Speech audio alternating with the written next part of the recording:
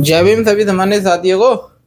तो साथियों आज हम जा रहे हैं पता कहाँ। बी मिशन टीवी के चैनल के मालिक यानी कि विशाल भाई से मिलने। तो बी मिशन चैनल चलाते हैं अपना, बहुजन समाज के नाम से चैनल चलाते हैं। उन भाई से मिलने जा रहे हैं। तो फिलहाल हम तैयार हो चुके हैं और टाइम देखिए क्या हो रहा है। टाइम 10:30। तो 10:30 बज रहे हैं। अभी हम जा रहे हैं फिलहाल बी मिशन चैनल वाले भाई के पास। तो चलिए जल्दी से पहुंचेंगे सादाबाद की तरफ। तो मिलते हैं यहाँ से विशाल भाई के साथ।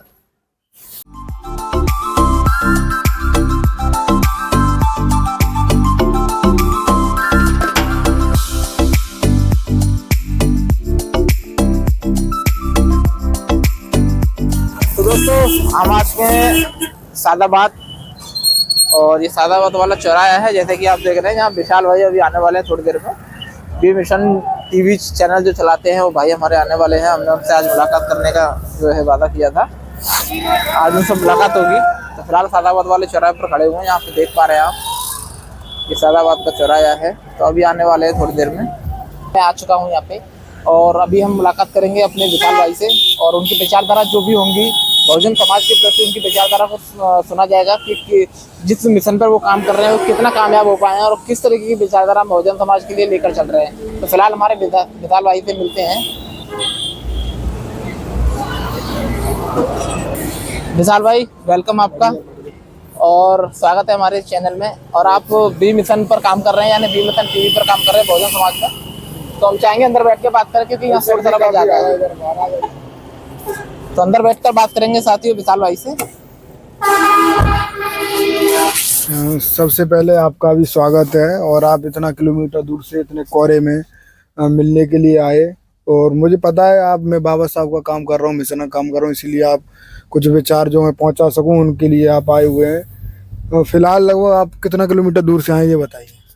मेरे को लगभग मैं मथुरा से चलकर सादाबाद लगभग मेरे को 40 से 45 किलोमीटर जो लंबा सफर तय करके, वो भी सर्दी बहुत ज़्यादा थी, ठंडा बहुत है। तो फिर भी मेरा एक जुनून था कि मैं आपसे मिलूं और बहुजन समाज के मिशन को लेकर मैं आपसे बातचीत करूं। तो नीरज करदम भाई का खुद का चैनल है और मैं सबसे पहले यही कहूँगा कि इनको सपोर्ट करें। एक चैनल इन्होंने जब बनाया था जब हम समझ भी नहीं सकते थे हमारे समाज के लोग कि यूट्यूब चैनल ही बनते हैं। जब इनकी लगभग लाखों में व्यूज आते थे। एक वीडियो मैंने देखा, फर्नीचर का काम करते हैं अक्सर ये, तो एक वीडियो इनका देखा लगभग 9 लाख वो व्यूज हैं उस पर। अभी कुछ प्रॉब्लम हुई इसी की वजह से आपने नहीं। अभी ये बहुजन समाज के पार्क वगैरह दिखाते हैं तो इनको आप सपोर्ट कीजिए, ये मैं आपसे कहना चाहूँगा। तो विशाल भाई कितना मानते हैं बहुजन समाज आपकी आवाज से कितना शिक्षित होने का प्रयास कर रहा है या बहुजन समाज में जितनी गतिविधियां चल रही हैं कहाँ तक आप उस मिशन पर काम कर रहे हैं? देखिए पहले तो बात ये है कि मैं जितना कर सकता हूँ समाज के लिए, जितना समय दे पा रहा हूँ अपने लाइफ में से जितना दे सकता हूँ वो मैं 100% देने का काम कर रहा हूँ। और मैं तो यही कहूँगा कि ज़्यादा नारेबाजी के चक्कर में ना पड़े। सबसे पहला तो बाबा साहब ने यही कहा था, सच्चा पर ध्यान दें, संगठित हों और फिर संघर्ष करें। सबसे पहले शिक्षा काफ़ी ज़्यादा महत्वपूर्ण है। यही मैं अपने समाज के युवाओं से कहता हूँ। लगातार नेताओं के पीछे नारेबाजी करते रहते हैं, युवा नेता बने फिरते हैं। तो उनसे बस यही सवाल है कि अपने जो समाज है बाबा साहब का, सबसे पहले अपने पढ़ाई पर, अपने घर परिवार पर ध्यान दें। और मेरा क्या है, मैं तो बस अपना फर्ज अदा कर रहा हूँ। मैं कोई एहसान वगैरह नहीं कर रहा हूँ समाज पे। और मेरे पे जितना हो पा रहा है मैं नहीं करूँगा, कल और कोई करेगा, पर समाज के लिए कोई ना कोई करेगा। पर मैं जितना कर सकता हूँ वो मैं कर रहा हूँ। परिवार पे देना बहुत ज़रूरी है क्योंकि आज भी हमारे गरीब दलित शोषित समाज में ज़्यादातर लोगों में आपको आंकड़े बताने की कोशिश करूँ तो मध्य प्रदेश, राजस्थान, छत्तीसगढ़, तेलंगाना, ये तमाम राज्यों में घूमा फिरा हूँ। ऐसा लगभग 5-6 राज्य मैंने कवर किए हैं और उत्तर प्रदेश में लगभग मैंने 60 से 65 जिला घूमा हूँ। तो स्थिति काफ़ी ज़्यादा दयनीय है। ऐसा है कि 600 लोग हैं किसी गांव में, 800 लोग हैं, तो उसमें से 10 लोगों की स्थिति सुधर गई या 10 कोई नौकरी पे लग गए, तो इसका ये अंदाजा नहीं है कि पूरे गाँव का ही भविष्य सुधर गया। जो सक्षम हो जाते हैं उनको भी थोड़ा समाज की तरफ देखना चाहिए क्योंकि बाबा साहब ने कभी अपने परिवार की तरफ नहीं देखा, अपने बच्चे कुर्बान कर दिए। वरना उन्हें पता नहीं कहाँ बाबा साहब के बारे में इतना ऑफर मिले, उन्होंने नेता की पार्टियों की तरफ से आप समझौता कर लीजिए। तो बाबा साहब कुछ ऐसी परिस्थितियां सामने आ गई, कुछ ऐसे फैसले थे वो होने चाहिए, नहीं गांधी की वजह से नहीं हो पाए। पर अब हमारे समाज के लोगों को एक दूसरे को सपोर्ट करना चाहिए। आज भी स्थिति काफ़ी ज़्यादा दयनीय है। सबसे पहले आप अपने परिवार की स्थिति सुधारने में मदद कीजिए। तो जैसे कि आप बहुजन मिशन पे काम कर रहे हैं, थोड़ा सा हम भी कर रहे हैं, लेकिन हमारे साथ साथ तथागत लाइव से अंजुल भाई भी काम कर रहे हैं। तो अंजुल भाई कितना जो है सहयोग कर पा रहे हैं, बहुजन समाज को कितना आगे ले जा पाएंगे? अंजुल भाई के साथ मैं कई बार रहा हूँ, उनके साथ आप देखते होंगे मुझे। मैं सच बता रहा हूँ, एक बार मेरे साथ ही थे वो अशोक नगर में, उनके परिवार में भी तमाम समस्या चलती रही हैं उस दिन, और वो इतना दे पा रहे हैं समाज को जितना वो हो पा रहा है उनसे, वो 100% की 100% वो समाज को दे रहे हैं। हर समय वो बाबा साहब के विचारों को, वो तो राजनीति से कोई मतलब ही नहीं है उनको, वो तो बाबा साहब के विचार, बुद्ध के विचार पूरे देश दुनिया तक पहुंचाने में लगे हुए हैं। और लगभग मैं आपको बताऊं, कभी मुंबई, चित्रभूमि, तमाम जगह, नागपुर, ऐसा कोई जगह नहीं है बहुजन इतिहास से जुड़ा हुआ जहां बाबा साहब ने मनुस्मृति जलाई थी। अभी हाल ही में तमाम जगह अंजुल भाई गए हैं, ऐसी ऐसी जगह गए हैं जो हम कभी सोच भी नहीं सकते थे कि ऐसी जो महापुरुषों के स्थल हैं वो हमको देखने को मिलेंगे। पर अंजुल भाई ने पूरे देश दुनिया को दिखाया, ये वास्तव में उनके लिए काफ़ी तारीफ के लायक है। और वो समाज में एक बहुजन ब्लॉगर हैं और उनको आज देश दुनिया जानता, खासकर इस देश से जुड़े हुए तमाम देशों में भी उनको जाना जाता है, जहाँ बौद्ध बौद्ध नेपाल वगैरह ये जगह उनको काफ़ी ज़्यादा जाना जा रहा है। वो बहुत ज़्यादा समाज में दे रहे हैं अपना काम, राजनीति से बिल्कुल दूर हैं अभी वो। जैसे कि आपको देखा जाता है कि आप और अंजुल भाई कई बार चंद्रशेखर भाई के पास गए हैं, चंद्रशेखर भाई के विचारधाराओं को सुना है, तो चंद्रशेखर भाई के प्रति आपका क्या विचार है? देखिए, हमारा क्या है, चंद्रशेखर भाई के पास जाते हैं, वैसे वो एक अपने समाज के नेता हैं और हमारा भी यही मकसद है कि समाज का जो भी व्यक्ति है वो आगे बढ़े, और हम हर एक तरीके से सहयोग करते हैं। चाहे बीएसपी पार्टी ले लो, बीएसपी तमाम नेता सही, हमने बीएसपी के भी नेताओं की हर रैली कवर की, चंद्रशेखर आज़ाद की भी हर रैली कवर की। अब समाज तय करेगा कौन बेहतर है, कौन क्या है। चंद्रशेखर आज़ाद की जो विचारधारा है उस पे मैं ज़्यादा वो नहीं करूँगा, क्योंकि चंद्रशेखर आज़ाद लगातार संघर्ष कर रहे हैं, ऐसा कोई घटना नहीं है वहाँ नहीं गए हो। मैं ज़्यादा उनकी तारीफ नहीं करूँगा, वरना लोग पॉलिटिक्स से जोड़ देंगे, चंद्रशेखर आज़ाद से जुड़ा हुआ है उन्हीं की तारीफ करेगा। पर चंद्रशेखर आज़ाद जो कर रहे हैं वो भविष्य में पता चलेगा, और इसका परिणाम भविष्य में मालूम पड़ेगा। जो लोग तमाम आरोप लगा रहे हैं आप देखते होंगे, तो वो सब डाउट क्लियर होंगे, समय के साथ होंगे। अभी देखने को होगा कौन भटका है, कौन मिशन पे टिका हुआ है, ये समय बताएगा। पर चंद्रशेखर आज़ाद के साथ में पर्सनली उनके साथ नहीं रहता हूँ मैं, बस उनका कोई कार्यक्रम कवर करने के लिए, क्योंकि बहुजन आंदोलन होगा, वो आएंगे नेतृत्व करने, तो मुझे तो जाना ही पड़ेगा, क्योंकि न्यूज़ चैनल है अपना। तो यही सब है, ज़्यादा नहीं बता पाऊँ। तो विशाल भाई, आपका बहुत बहुत धन्यवाद। और लास्ट में हम एक चीज़ और बोलना चाहेंगे कि बहुजन समाज के प्रति आप काम कर रहे हैं, अंजुल भाई काम कर रहे हैं, और भी न जाने कितने चैनल हैं जो काम कर रहे हैं। आप लोगों का खास मकसद मुझे बताइए कि बहुजन समाज को क्या बाकी में मीडिया के माध्यम से, सोशल मीडिया के माध्यम से हम जगा पा रहे हैं? क्योंकि सोया हुआ समाज है, एक कहावत है कि सोए हुए समाज को जगाना बहुत बड़ा मुश्किल का काम है, फिर भी हम जो है लगातार कंटिन्यू प्रयास कर रहे हैं सोशल मीडिया के माध्यम से। कितना सक्सेस हो पाएंगे हम?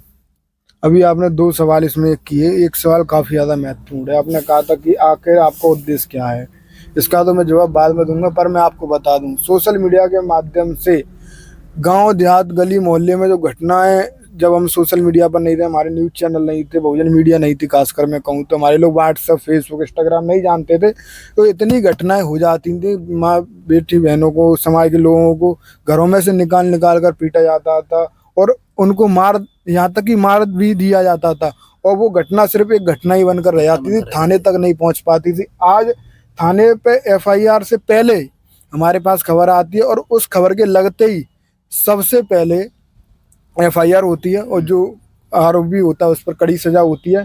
और ये बदलाव हम देख रहे हैं, और मुझे लग रहा है कि मैं तो चाहता हूँ हर एक युवा अपने मोबाइल का सही इस्तेमाल करे, फेसबुक का सही इस्तेमाल करे, व्हाट्सएप का सही इस्तेमाल करे, और अपने समाज की आवाज़ उठाए। आप व्हाट्सएप पे भी अगर हमारे पास खबर भेजोगे तो जिसने भी अत्याचार समाज के व्यक्ति के ऊपर किया है, और तो मैं ज़्यादा तो नहीं बड़ी बात कह रहा हूँ, पर इतना है कि जितना हम पे हो पाएगा उस व्यक्ति को, जैसे भी उसके ऊपर अन्याय अत्याचार हुआ है, उसके देश दुनिया तक पहुँचे कि आखिर आज भी हमारे लोगों पर किस तरीके से अन्याय अत्याचार होता है। आज अगर फेसबुक नहीं होता, यूट्यूब मैं नहीं बनाया होता, और तमाम युवा नहीं बनाए होते, खबर नहीं बना रहे होते तो मुझे नहीं लगता कि आज जितनी घटनाएं हो रही हैं वो सिर्फ घटना ही बन के रह जाती।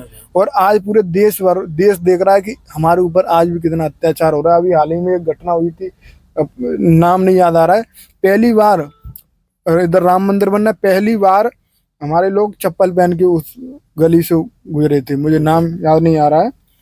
और ऐसी ऐसी घटनाएं मैं आपको क्या बताऊं, सिर्फ घटना ही बन के रह जाती हैं लगातार। अभी जातीय तमाम नए नए युवा आए हैं, वो बाबा साहब को लेकर तमाम तरीके की आपत्तिजनक टिप्पणी करते हैं, उनका वीडियो वायरल होता है, हमारे पास आता है, हम अपने लोगों के पास भेजते हैं, तो उनके ऊपर कड़ी कार्रवाई होती है, फिर थोड़ा मामला नॉर्मल होता है। वरना ये सोशल मीडिया नहीं थी तो घटना सिर्फ घटना ही बनकर रह जैसे गरीब दलित शोषित वंचितों पर हो रहे अन्य अत्याचार बंद होने चाहिए। अगर लगातार इन पर अन्य अत्याचार होंगे तो सरकार तक इनकी आवाज पहुंचाने के लिए हम काम करेंगे। हमारा सिर्फ इतना ही उद्देश्य है, उनको न्याय दिलाएंगे, जितना संभव हमसे हो पाएगा वो हम उनकी मदद करेंगे मीडिया क्षेत्र के माध्यम से। और उनकी जो अत्याचार जिस तरीके से हुआ है वो पूरा प्रकरण लोगों को समझाएंगे कि आप समझिए, आप जागिए कि आज भी आपको इस तरीके से मारा पीटा जा रहा है, आप अपने अंदर सुधार कीजिए। क्योंकि जब तक उन्हें नहीं पता चलेगा कि हमारे लोगों के साथ क्या हो रहा है, जो मौज मस्ती कर रहे हैं अपने समाज के लोग, वो उनमें थोड़ा वो नहीं आएगा कि अपने लोगों की मदद करनी चाहिए। फिलहाल मेरा उद्देश्य यही है कि मेरे लोगों पर हो रहे अन्य अत्याचार बंद होने चाहिए। अगर नहीं हो रहे हैं तो हम इनको जितना प्रयास होगा जो कैसे बंद हो इस पर काम करेंगे और उनकी आवाज़ देश दुनिया तक सरकार तक पहुंचाएंगे। और जो आरोपी है उसको कड़ी से कड़ी सजा दिलवाने का जो हमारे नेता लोग हैं वो काम करेंगे। क्योंकि नेता लोगों के पास जब हम खबर लगाते हैं जब तो उनके पास बात पहुंचती है। तो यही सब हमारा उद्देश्य है, वैसे कोई ऐसा उद्देश्य नहीं हमारा। एक आखिरी सवाल मेरी तरफ से, अभी मैं एक भाई से मिलकर आया था, उन्होंने ये सवाल किया था कि हमारे समाज में जितने भी दुख दर्द यानी कि जो पीड़ा है और जहाँ अत्याचार हो रहे हैं तो अक्सर करके उसमें केवल गरीब और जो कम पढ़े लिखे लोग हैं वो भाग ले लेते हैं, लेकिन जो सर्विसमैन हैं, ज़्यादा पढ़े लिखे हैं, जो बहुजन समाज के बड़े नेता हैं वो अपने कदम पीछे हटा लेते हैं। इसको लेकर आप क्या कहेंगे? सबसे बड़ी दिक्कत तो यही है, जो लोग सक्षम हो गए हैं थोड़े बहुत, मान लीजिए जब सरकार थी बीएसपी की, जो समझदार थे उनने अपने लाइसेंस बनवा लिए, अपने वो खुद सक्षम हो गए, राजनीति में थे वो, पर उन्होंने अपने गांव देहात अपने मोहल्ले पड़े उसके लोगों पर ध्यान नहीं दिया, इसीलिए आज वो वहीं की वहीं है। वरना जब बीएसपी सरकार थी जो लोग थोड़े बहुत समझदार थे, आप जानते हो राजनीति के बारे में, तो अपने लोगों को हेल्प करने में क्या जा रहा है, उनको अपने साथ लेकर नहीं चले। ये बड़ी विडम्बना है और ये काफ़ी ज़्यादा दुख की बात है। आज अफसर बड़े बड़े बने फिर रहे हैं, अन्य समाज में देखिए एक दूसरे का व्यक्ति हाथ पकड़ के आगे बढ़ाता है, और यहाँ बाबा साहब ने पूरे समाज को आगे बढ़ाया, उनमें से कुछ समझदार निकले तो वो खुद अपना देख रहे हैं, परिवार पालने लग गए, तो फिर वो ज्ञान देते हैं। जी हाँ, अपने परिवार में ही उलझ कर रह गए, अपने पड़ोसियों को या अपने समाज को नहीं देखा उन्होंने। बहुत बहुत धन्यवाद विशाल भाई आपको हमसे बात करने के लिए। बहुत बहुत धन्यवाद आपका भी, आप इतना समय निकालकर सर्दी में आप आए और आप भी ऐसे ही काम करते रहिए। जो भी मेरे से सपोर्ट होगा आपके चैनल में वो मैं आपको करूँगा, और जो भी साथी मुझे देखते हो इनके चैनल को तुरंत सब्सक्राइब करें। और ये भी एक अच्छी ब्लॉगर अंजुल भाई की तरह काम कर रहे हैं। फिलहाल आपका भी धन्यवाद। तो दोस्तों ठंड बहुत हो रही है, अभी रास्ते में रुके हैं हम एक चाय पीने के लिए, फिलहाल यहाँ खोखा है, और अभी यहाँ से बलदेव में ही है, बलदेव 0 किलोमीटर बता रहा है यहाँ पे, बलदेव 0 यानी मैं बलदेव में बैठा हूँ। ठंड बहुत हो रही थी, आज भी खत्म हो चुकी है, नीचे आज भी नहीं है, इसलिए मैंने जो है यहाँ चाय बनवा ली है, पीछे में चाय बन रही है, एक चाय पीऊँगा उसके बाद जाऊँगा। बाबा है मेरे साथ, रास्ते में मिले थे, जो इनको बिठा के लेकर आए हैं, रास्ते में मिले थे, दोनों एक एक चाय पियेंगे उसके बाद चलेंगे मथुरा की। बाबा बीड़ी के पीते हो, खांसी आ रही है तुम्हें? देखो बाबा को खांसी आ रही है, बाबा फिर भी बीड़ी पी रहे हैं। बाबा बीड़ी मत पिया करो, सेहत के लिए हानिकारक है। हाँ देखो अब बाबा को खांसी आ रही, फिर बाबा बीड़ी पिए बिना नहीं मान रहे। बाबा ठंड बहुत हो रही है वैसे, है ना, कड़ाके की ठंड है। और हाँ देखो आँच भी नहीं है, बताओ, नीचे आँच भी बंद कर रखी इन्होंने। तो चलिए कोई बात नहीं, ठंड बहुत ज्यादा हो रही है, यहाँ एक एक चाय पियेंगे। बाबा मेरे साथ बैठे थे, अभी रास्ते में मिल गए थे मेरे को, रास्ते में उन्होंने हेल्प किया, यहाँ पर बैठा कर मथुरा की तरफ जा ही रहा था मैं, तो सोचा इनको भी छोड़ दूंगा। तो बाबा को साथ में ले जाकर वहाँ मथुरा छोड़ दूंगा और मैं निकल जाऊंगा। ठंड ज़्यादा है इसलिए मैं जो है, चाय वाले भैया भी देखो हाथ हिला रहे हैं तो यहाँ बैठ के हम चाय पियेंगे एक एक कप, उसके बाद फिर मथुरा की ओर चलेंगे। तो फिलहाल कुल्हड़ की चाय हो गई तैयार। देखिए कोई नहीं पियो आप चाय पियो। तो गाइस देखिए कुल्हड़ की चाय होगी तैयार। अभी ये चाय की चुस्की लेंगे, उसके बाद निकलेंगे घर की तरफ। बाबा और हम दोनों मिलकर पी रहे हैं चाय।